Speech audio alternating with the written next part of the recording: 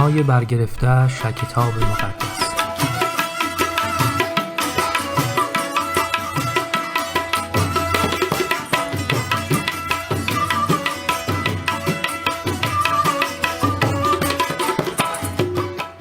بلا.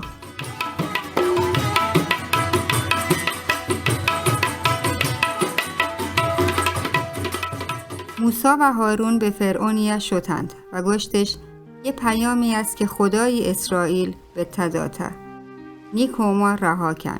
فرعون به آوانی خبر توجه نکرد و به جایی که آوان را آزاد کند آوانی کارا دو چندان گشتر کرد.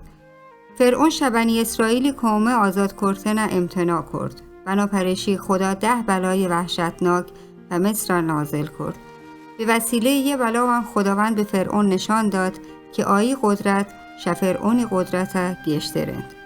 خدا رود نیل آپا به اونا تبدیل کرد، اما فرعون اسرائیلی کوما آزاد نکرد. خدا قورباغه بلا و نازل کرد و مصر پرش قورباغه بود. فرعون شموسا لوتت که قورباغه آنها دور کند، اما بعد شایی که قورباغه مرتند فرعونی دل سختر بود و اجازه نداد که آش مصر بروند. بنابراین خدا پشگن بلا و نازل کرد و بعد مسیس که بلا. فرعون موسی و هارون را لوتت و به راوان گوشت که اگر یه بلا را دور کنند به راوان اجازه آدند که مصر را ترک کنند. موسی دعا کرد و خدا یه بلا را دور کرد، اما فرعونی قلب سختر بود و باز هم به راوان اجازه آزادی نداد. بعد شایی خدا کاری کرد که تمام حیوان متعلق به فرعون مریض بیند و مرند، اما باز فرعونی قلب سخت بود و اجازه شدن به راوان نداد.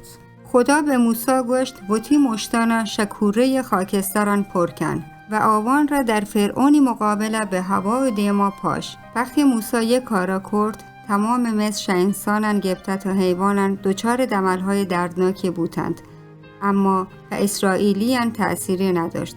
خدا فرعونی قلبا سختر کرد و فرعون اجازه نداد که آب روند. بعد شایی خدا تگرگ بلا را دیم داد که یشتر محصول و جانداران نابود کرد.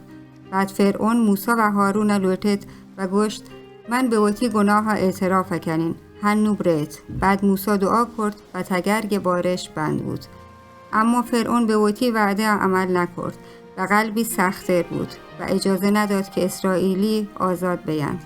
بنابراین خدا بازین ملخی را به مصر سرزمین را دیم داد. آوان تمام گیاهان و میوه‌گنه که شکلگرگ بلا و مانتت وارتش. و بعد خدا تاریکی بلا را دیم داد که به مدت 3 روزا همه جا را تاریکی گبتد و آنکه تاریکت که هیچ مصری نتواند شوتی گسا در بید، اما جایی که اسرائیلیان زندگی شکرد روشند.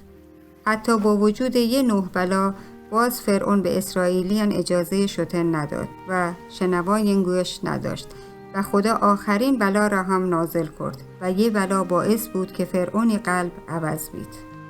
داستانی برگرفته کتاب مقدس، کتاب خروج، فصلهای 5 الی 10.